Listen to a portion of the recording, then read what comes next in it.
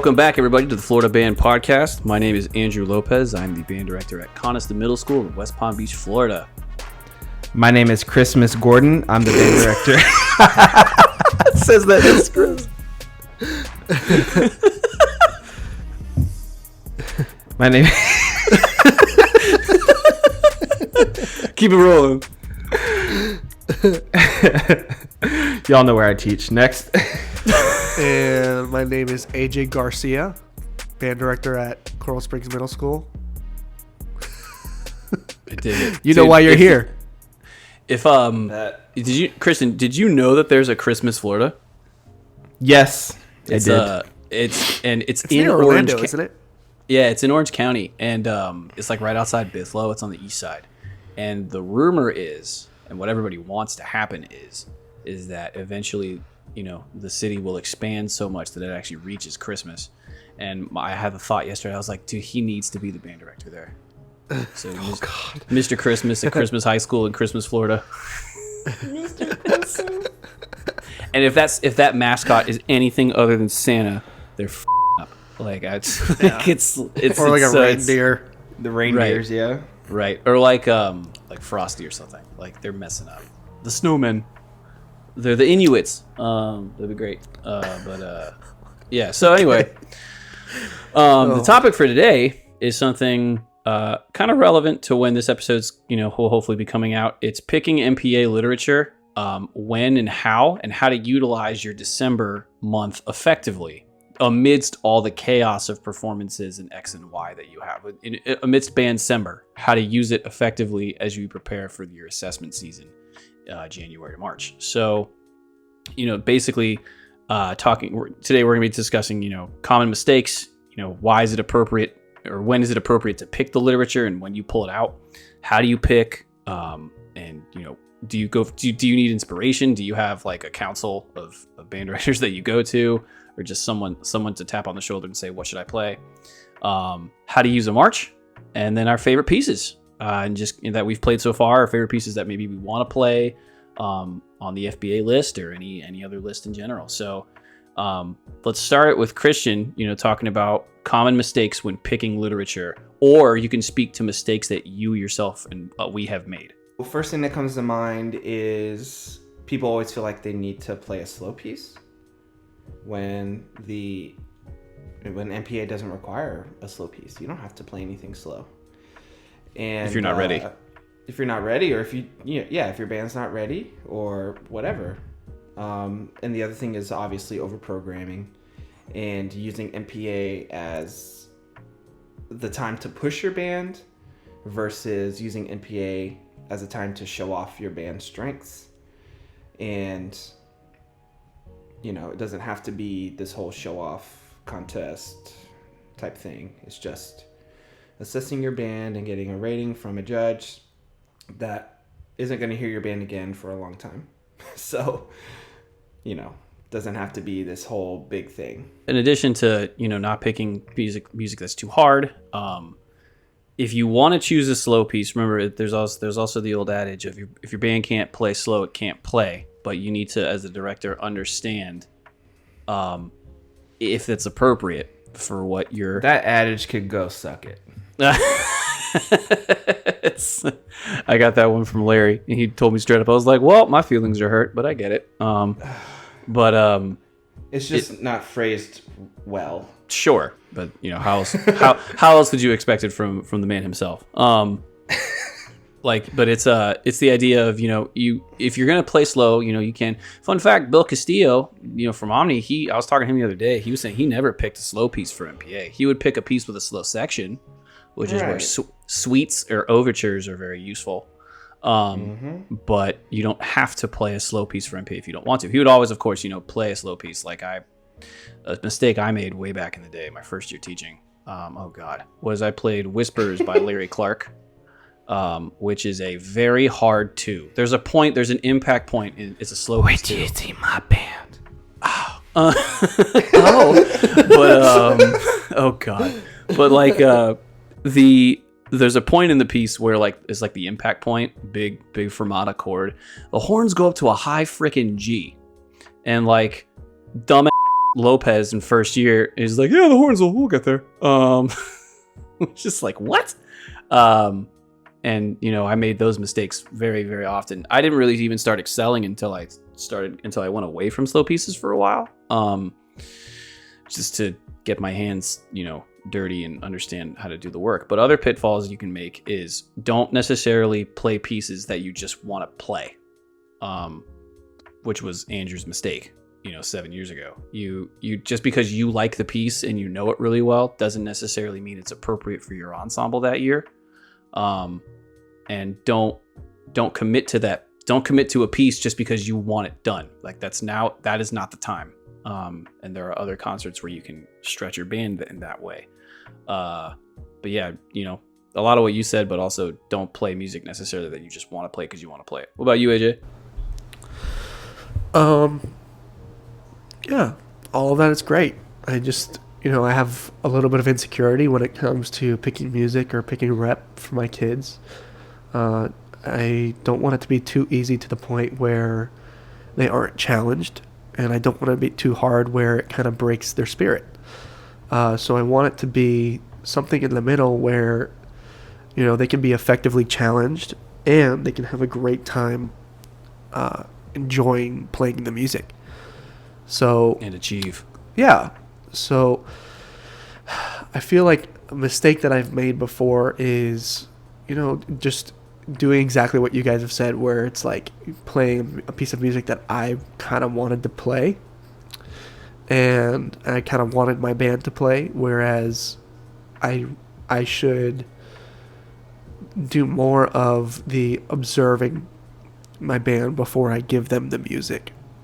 And one thing that I've been really doing is whenever I've been trying to kind of figure out how I'm going to be going away from this, where if I give them a piece of music and we sight read it, playing at a really slow tempo, because I know that when we do sight reading at MPA, it's not going to be super slow. So we're going to have to, figure out that aspect. But for me, it's just, I think the biggest mistake is not knowing your group, just not knowing what they can do, just giving them, this might sound a little harsh, but giving them a little bit more of a benefit of the doubt. Right. So you might need to doubt them a little bit because you need to be realistic about what you're choosing for them. You don't want to set them up for failure. You want to set them up for success. I just had a couple more thoughts. While you don't need to always play a slow piece, you should want to still provide variety for the students between pieces and for the audience.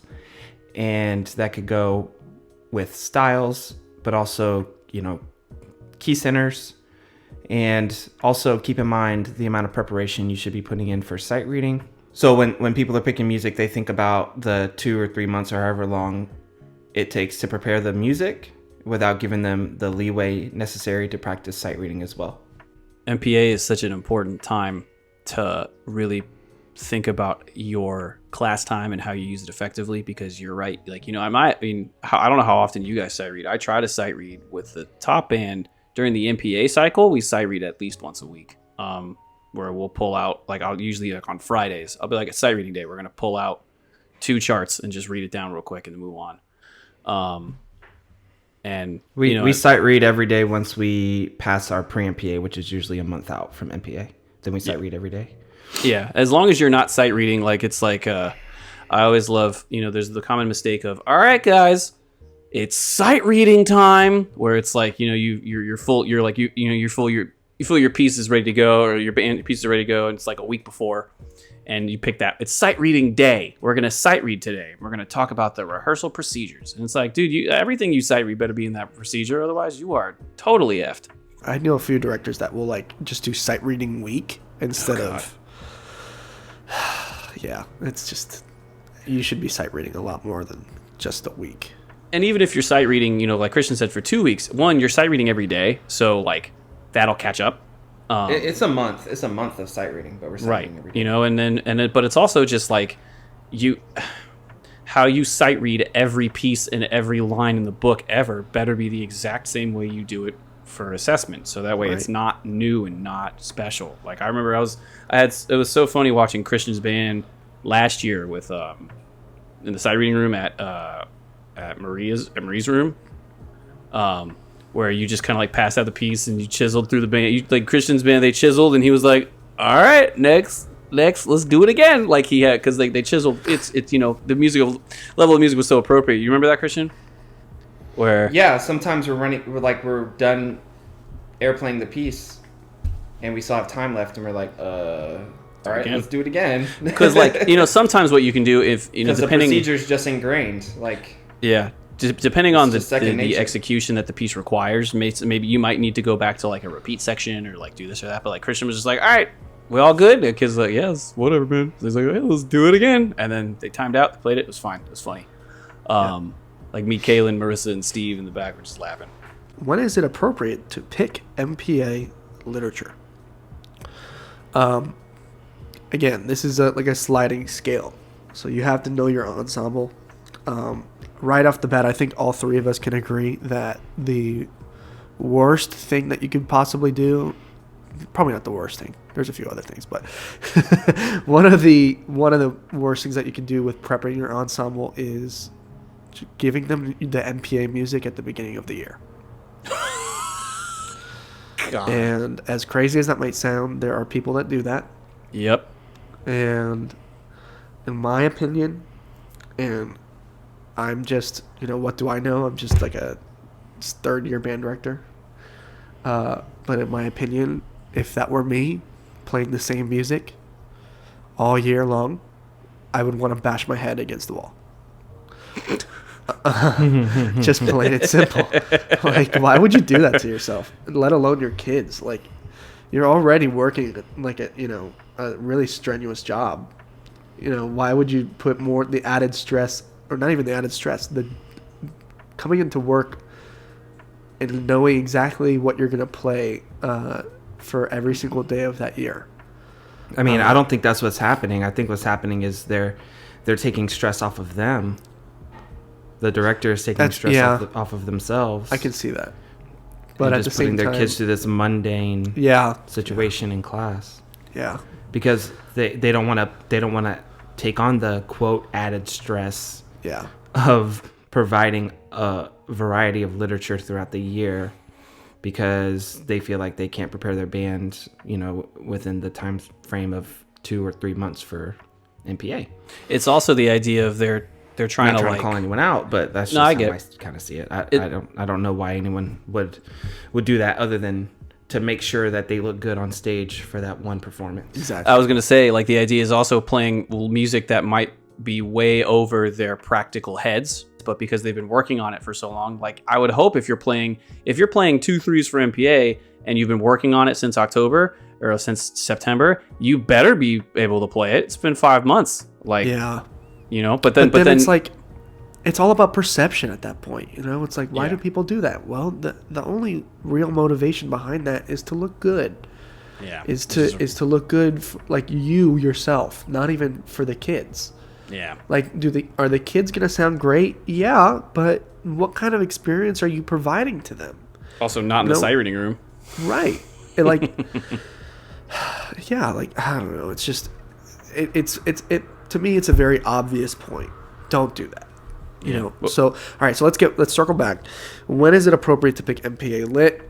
Definitely don't start at the beginning of the year. I mean, maybe test the waters a little bit with a few pieces. I think that the beginning of the year is good for that point where you're testing the water with your ensemble. Sure. For me personally, I think this month going into next month is a good time for me to see what I have in my library.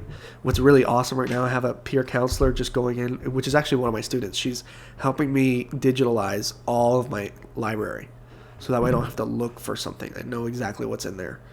So Nice. and that's helping me out. But I think December, January is where I really start going through.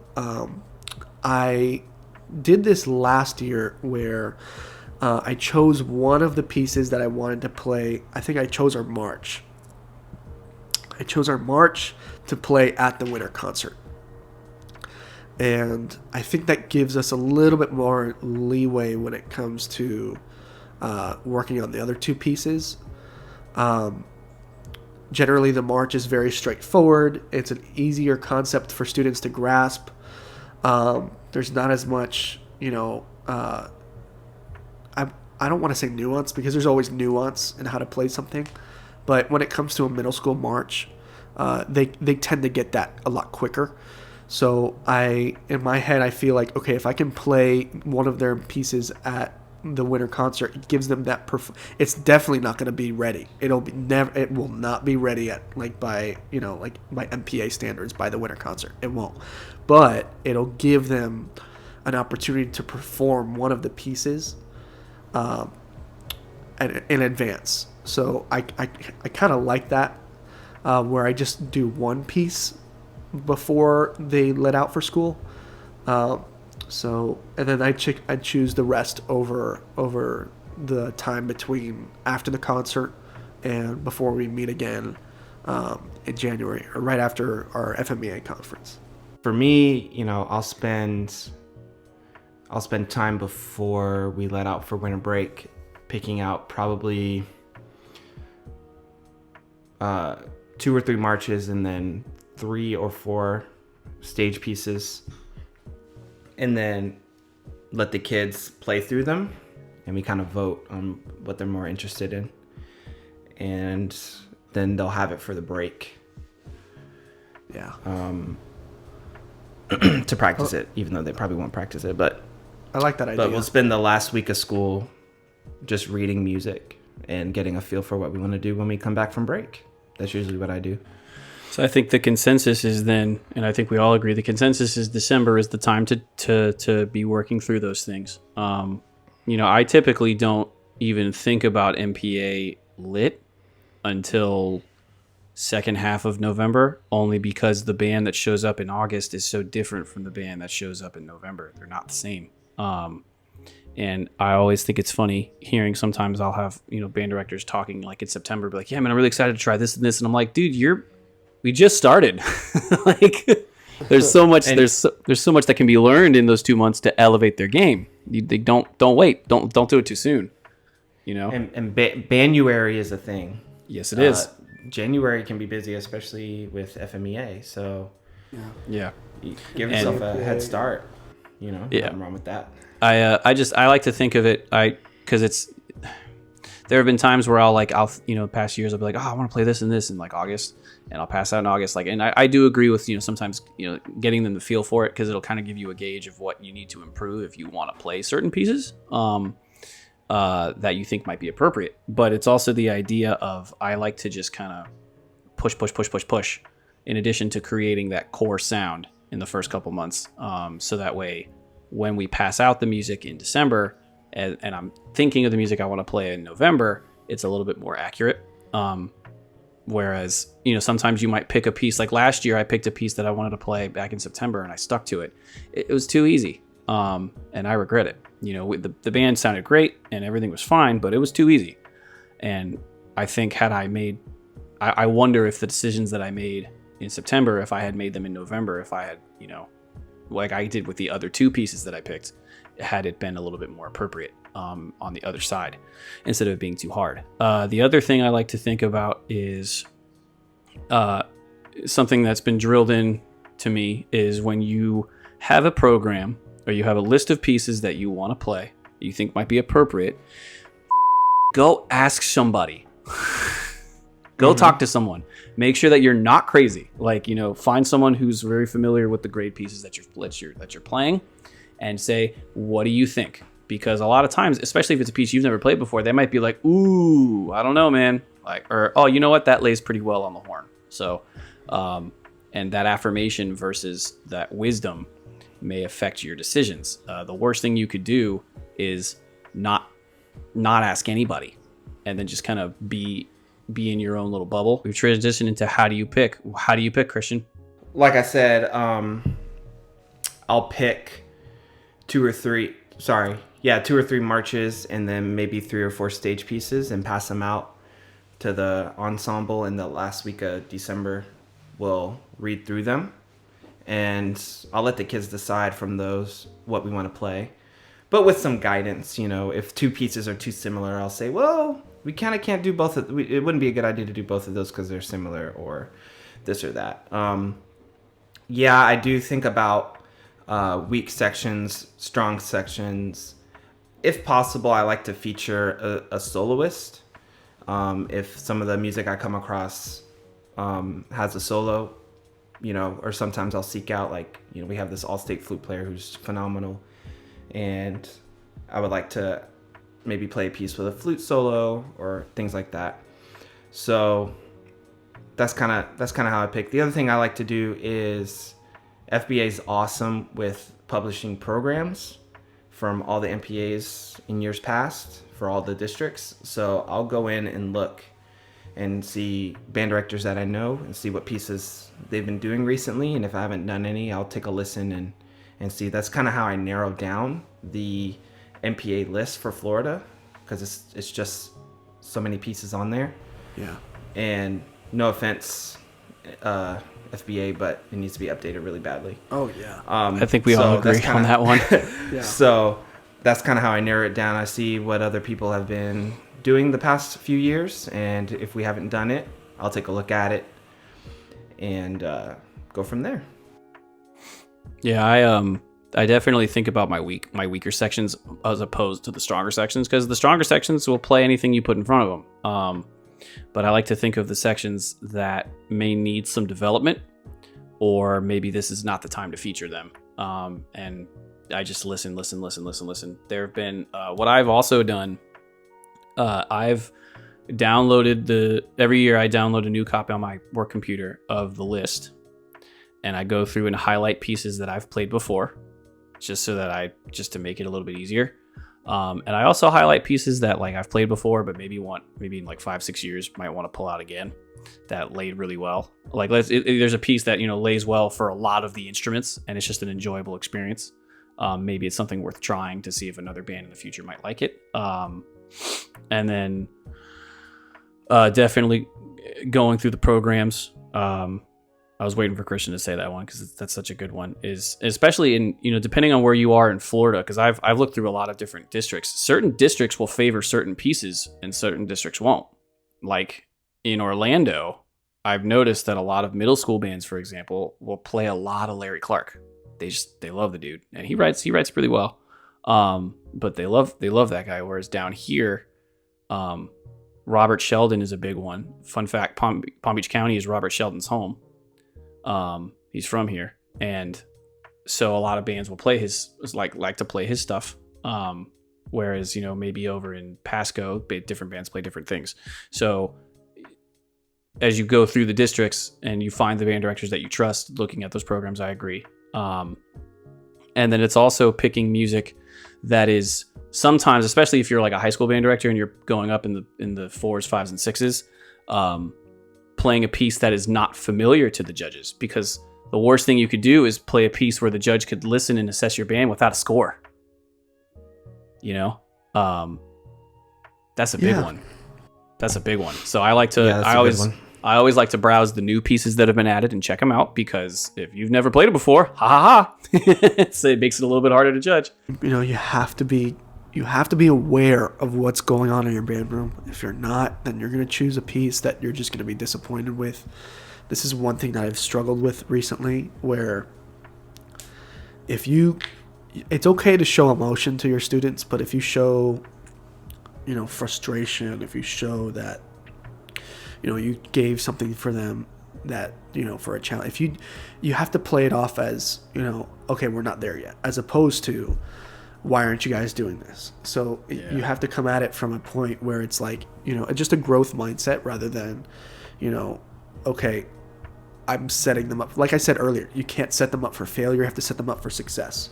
And you have to be optimistic. You can't be overly optimistic, because, you have to be aware of what's going on in your band room. If you have, if you have 2 trombones and you choose a piece that is very trombone heavy, or, there's a lot of, melody in the trombones or something like that.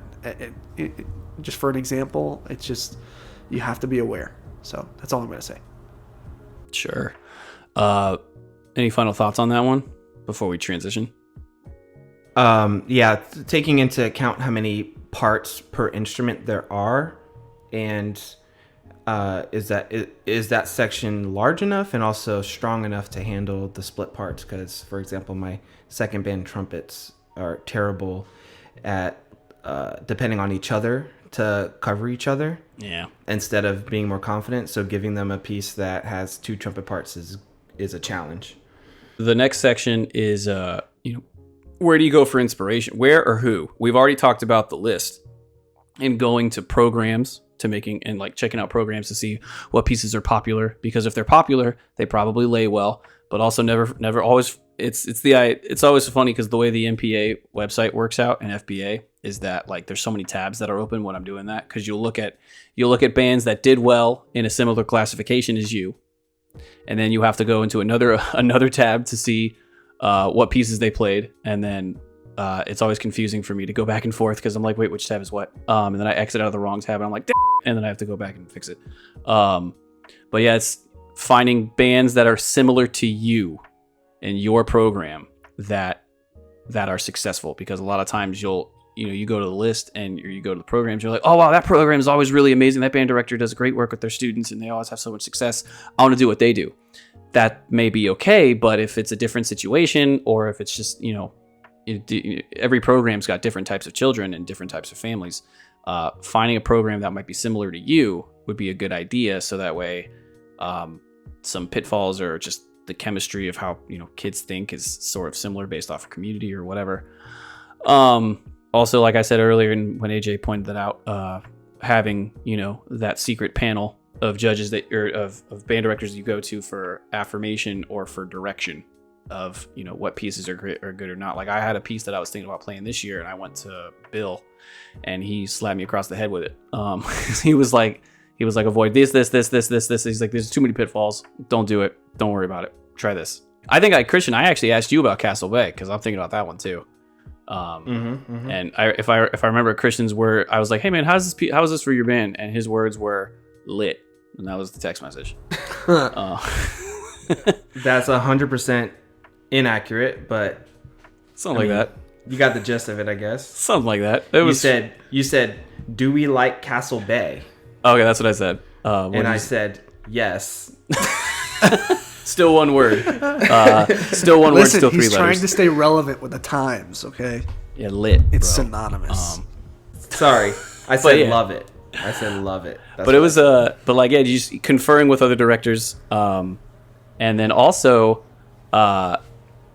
if you go to an MPA, if you go to like as we as band directors should be doing, is you go to MPA when your band is not performing, and listen to pieces, and see, in addition to the programs, but also hearing the piece itself live in performance readiness, hopefully, is a good chance to write down some stuff. Like I listened. Jamie Groves with her second band at Bach always picks such like the coolest pieces, and she always finds the coolest marches. And so I'm always writing down in my phone her programs that day, just so I can pull it up later. I think I just go back to, I talk to friends, I talk to previous mentors, I do a lot of YouTube searches. Honestly, that's pretty much it. I think that for any director, utilizing the people around you is probably the best resource that you have.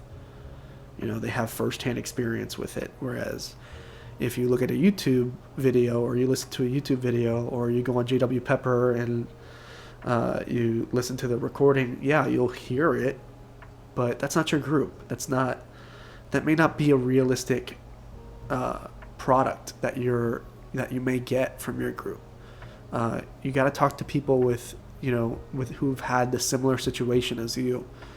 You can't expect a group that you have, I don't know, for example, you may have a very small group with only 15 on the stage, probably less. I've seen some that are less than that.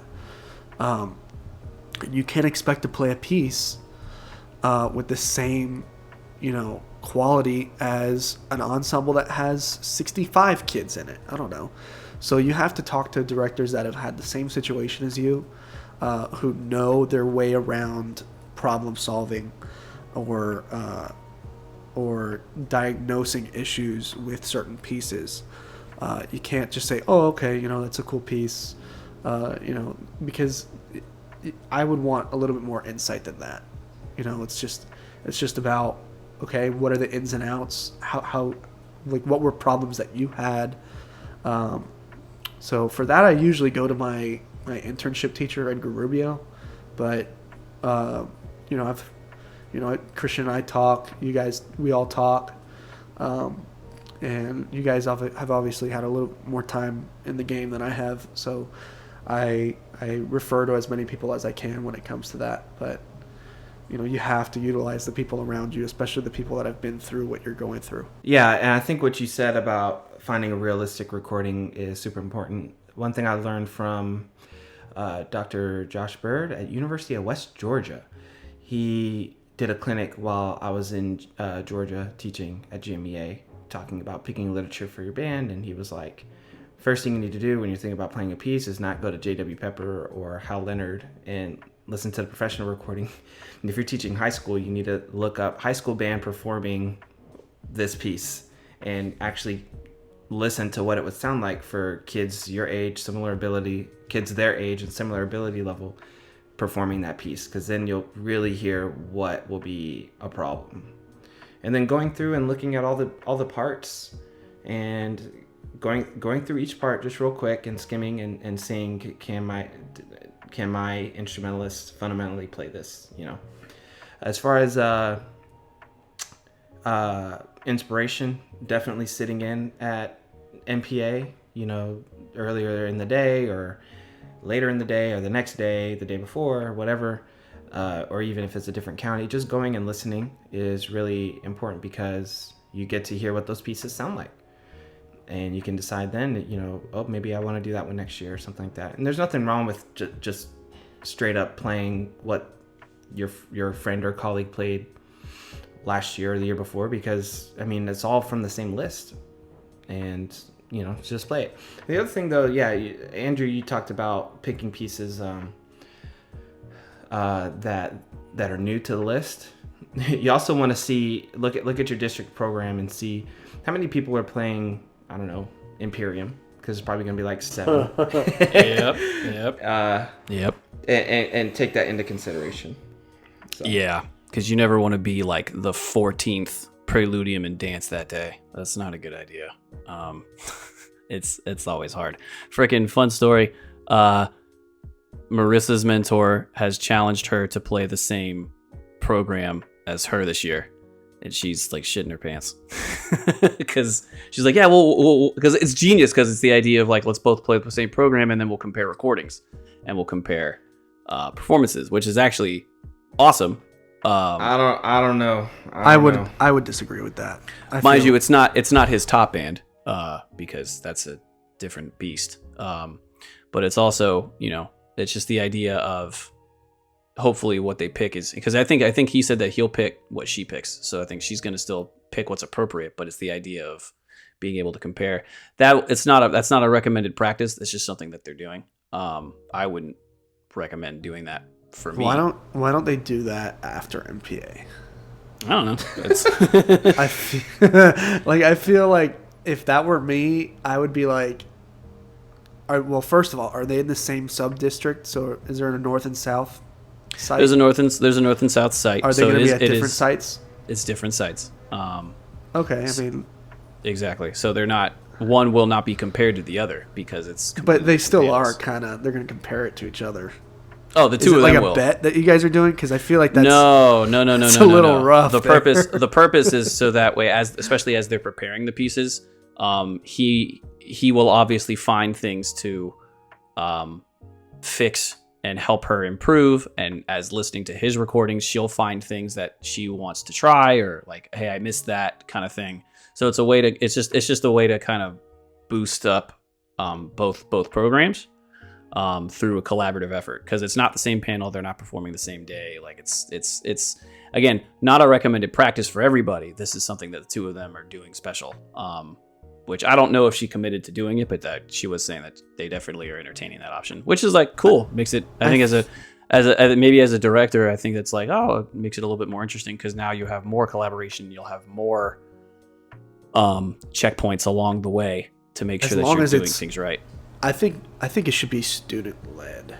Like, I feel like that should be something where the students are interacting more with each other rather than the directors are acting more. It's another factor that has to be taken into picking music for your ensemble that I don't think deserves to be a factor. You shouldn't be picking music so that whoever you're sharing programs with doesn't think or judge what you're doing, you know? I don't think that's it, though. I don't think that's it. That's it. It's an added pressure. It is. It's an added nudge, and I can agree with that. I don't think it belongs there. I can agree with that. I don't think it's a matter of making sure that she's not judged. I think it was because she was saying, she's like, I don't know what to play. What do you think? And I think that's kind of where it came from, because she was asking, I don't know what to play. What do you think? Because she's also bumping up in classification, and there's new. It's with a range of music she's not familiar with. Which is, if you're playing new music in a range you're not familiar with, that should be the first thing you do, is find somebody and say, what do I do? Should that be the development of your growth? But no, I agree that it is an added pressure, which is why I said I personally wouldn't do it. But she trusts him, and I think it'll work out. I honestly, it's what day is it? It's November. We'll figure out and see what happens. But anyway, our final caption, or we have two more. Hearing other band directors talk. Some things I agree with, some things I don't.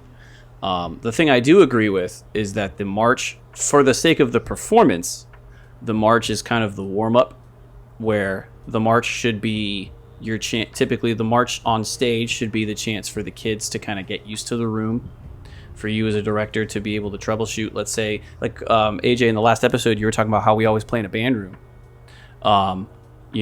It's the first time you get out on stage, things can feel so different for the kids that march can be a good chance for you to troubleshoot and adjust volumes. And also, it's a warm up on stage for them to get used to the area if they might be a little nervous, as kids can be.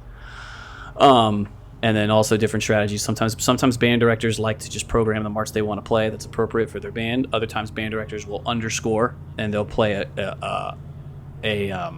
an easier march for the sake of warming up the ensemble. Sometimes band directors will do it so that way, let's say you're playing a fast and a slow piece, and there's nothing else in the repertoire that is similar to a march style in terms of marcato or this or that. Band directors might pick certain marches based off of that. For high school people, sometimes maybe band directors, some band directors will live and die by Sousa. Other band directors stay away from Sousa at all costs, because it's Sousa. And everybody knows Sousa. So it's, different people do have different strategies for how they pick their march. Do you guys have anything to offer in that discussion? I like to pick marches that are interesting and maybe non-traditional. So like last year I did that Darklands March. Everybody loves that march. Your typical march. That march is awesome.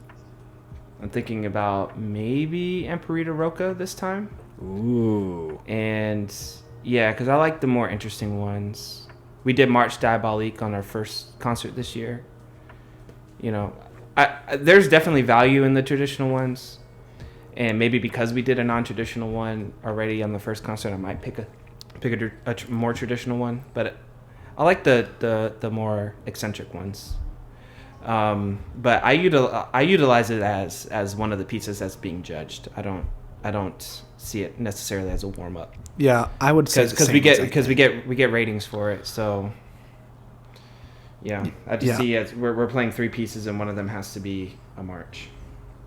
Yeah, that's exactly where I'm at. It's another piece that we're getting adjudicated on. To say that it's a warm up, I think it's a little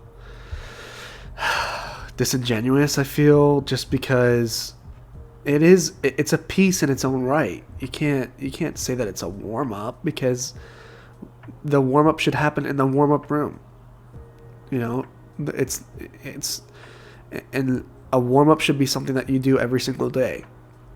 As exactly that, a warm up. So, are you warming up with a piece of music that has different techniques and fundamentals than an actual warm up routine? I know that for myself, I would never warm up with a march.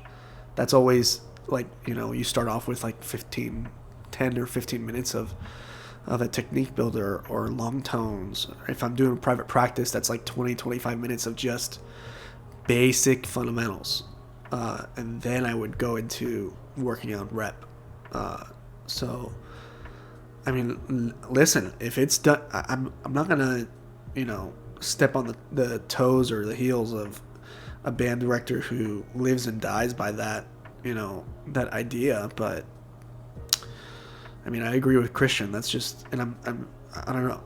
I don't know. I'm not sure. I will if clarify you said that too, Andrew. I will clarify. When they refer to the MPA pieces their warm up, no, they don't use it as their fundamentals block. That's ridiculous. Yeah, but still, like if and it's also they're getting ready on typically stage.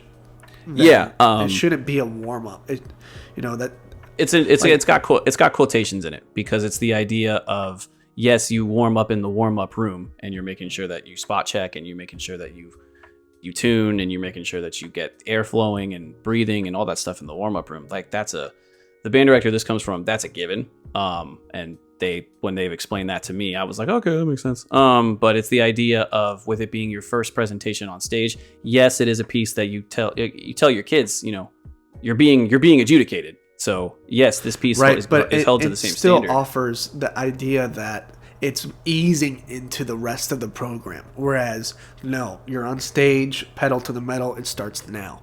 So that's what I'm just trying to offer a dissenting opinion, just because I get it. Different interpretations. I was just clarifying. Yeah, I get it. I don't live by that philosophy at all. I'm just that's what I've heard. And I'm sure, but I'm saying that I feel is the wrong mindset to go about utilizing a march. It should not be an ease into piece, like an ease into the performance piece. It should be part of the program where it is. And that's why, for example, I don't really like playing the march first, just because it's for exactly that. I want each piece to be able to stand by itself, as a representation of my program and the work that the kids have done. So I don't know. For me personally, I do not agree with that. Sure. That's okay. Yeah. It's just, these are, I wanted to put this discussion in because I've heard in my time different discussions about the march, and a lot of people agree with it. You guys have said, I've heard band directors, both old and new, say the warm up thing. Sometimes band directors, I've heard band directors talk about what Christian said, picking unique marches, because you can play the standard march at any point. But picking a march that's interesting is so much more interesting for the kids to play. I do like Stan Ridge's march. That guy writes marches. My favorite of his is Hillside, which is I'll save that for the last caption. But yeah, that's typically, those are just ideas that I thought of. And I've heard so many discussions about marches, I figured we could have one. So I appreciate the spirited debate. But yeah, that was just like something that popped in my head. I was like, oh yeah, that's a thing that people discuss. So sometimes people do it, sometimes people don't. I think I've seen band directors that do the warm-up idea and they do it just fine, and like the kids play the shit out of that march, and like it doesn't affect their performance at all. I've also seen band directors who underscore on their marches, where they will pick a very, very easy march, and just kind of sail through that part of their performance. I've done that in the past.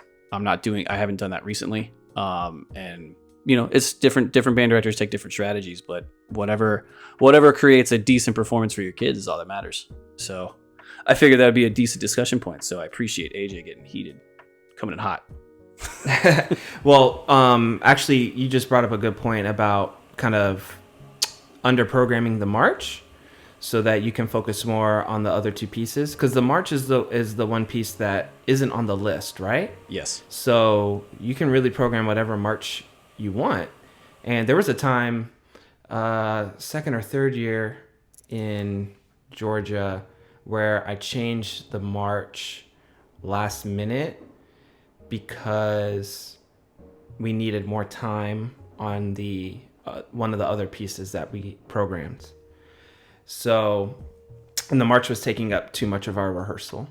Sure. So I changed the march, and it worked out. This So year, I'm that's doing another way you can utilize the march. Yeah, this year I'm doing what AJ was talking about in the last I don't know if it was earlier this recording or last recording, where I've actually programmed the march for the winter concert just to kind of throw it at them. It's not near MPA ready. I'm not holding them to that standard for this concert. I'm just like, let's just learn it and move forward. He said that in the last recording we did earlier today. Right. But yeah, I've done that this year. There have been years where I've done it like Christian, where I've just like thrown it at the last second just to make it change your plan, and things like that. Any other thoughts on the march? I appreciate that last input. One thing I did learn to do also while in Georgia is if your march has a trio section, well, I think it's beneficial to have a trio section in your march. If it has a trio section, to rehearse it like a chorale and take it 60 beats per minute and have chorale time. And that's a great way to transition from your fundamentals time to the music, is to rehearse your trio like a chorale. Yeah, for sure. It's really fun. Last section. Let's do favorite pieces that we've played or maybe want to play or have heard of, and for assessment specific to the FBA list or marches. Shoot, bro. The list isn't that great. It's not. Not for middle school. I did like our symphonic bands program last year. That was a lot of fun. We did Yankee Fanfare and Bristol Bay Legend. Also liked when we did Heartland, and we did what was that other piece? What was the other piece we did? Oh, Castle Bay, duh. Yeah. I mean, there's good music on the list, so like I only picked the stuff I actually like, so Sure. And for second bands, man, a lot of that Ann McGinty stuff is great for second. Yeah, band. dude. Ann McGinty, John Edmondson, the big grade 1 emperors. Yeah, good. I mean, good solid educational material there. So yeah. I like there's good stuff on anything that's good on the list. I haven't been doing it long enough to really have like, these are my favorites, Sure. Yeah. I think some of the favorite ones that I've done, I would definitely, in the ones that I've done, I would put Leroy Osmond's Hebrew Folk Song Suite way up there. It was just a fun piece to play. It's super cool. Yeah, I'm definitely gonna look at that. The suite, the second movement is a little rough because it's slow, but it's also low. It's slow and low. So lots of air support. But I enjoyed it. It was such a fun piece. I've also Preludium Dance is always a fun one to pull out. For any reason. I enjoy. Carol Britton Chambers writes some good march. Like she's got one, All for One, One for All, super good. And I really, really liked. If you haven't, it's such a stock grade 1, but I love. I have to confess, I love Imperium. it's good. It's good. Love it. But that's why that's why 7 middle schools do it at every district every year. Because I love it. It's so fun because it's the it's a just little atonal, but it's a grade 1. Like it's cool. Yeah, and it's that the percussion part is so cool. If you got percussionists that can play it, like they dig it. So neat little slowly. A piece that I really want to play. I really want to go back to Robert Sheldon's Eagle Mountain Overture. It's one of the hardest 2s on the list, because that midsection is a bitch, but like it's fun to play. It's such a cool little melody. And then I also like Hawkeye Overture. That's another good grade 2. I think, is that Sheldon? I think that might be Sheldon as well. It's got some good stuff. I'm still learning the ropes when it comes to some pieces. I always think back to this one piece that I played for MPA when I was in middle school, which it's a march, and it is called March Sladeburn. It's really cool. It's easy, so I'm guessing that it might be a grade 1 or maybe a grade 2, maybe. But it has to deal with, it kind of sounds like World War II era Russia, like the music that you would hear in like a propaganda commercial, like something like that. It's really, but it sounds so good. What's it called? March Sladeburn. Like SLADE? SLAIDBURN. Is this the one we were talking to Edgar Rubio about? Yeah. Okay, I put that on my YouTube playlist. Yeah, that's cool. it's really cool. I love it. There's a lot of really cool brass band renditions of it, which I have a downloaded version of it on my phone. It's really cool. There's a lot of really cool stuff. There's some scale patterns in there in the background, not even in the Fortnite. It's like there's different stuff happening all around. And on JW Pepper, it's rated as easy. So, maybe that might be something I might want to, try maybe later in this year, maybe next year. But I definitely want to pull it out again and see if my kids can do it, just because I loved playing that piece as a euphonium player. There's a lot of cool stuff in there. It kind of introduces like the real, like what instruments are supposed to sound like, and like their roles within a march. So, I always go back to that piece. Cool. And really, that's the only one I have, because I'll be honest, this is my biggest insecurity. But I'm trying to work on getting a little bit more knowledge of some pieces. I need to do a little bit more listening, some more studying, and of course that happens with experience. So playing those pieces will help out. So, but that's really the one that I would recommend that you guys take a look at. Bet.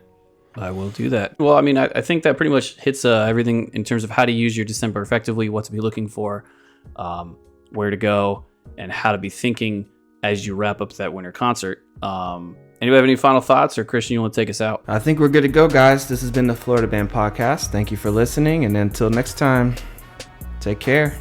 Bye. See Peace ya. out.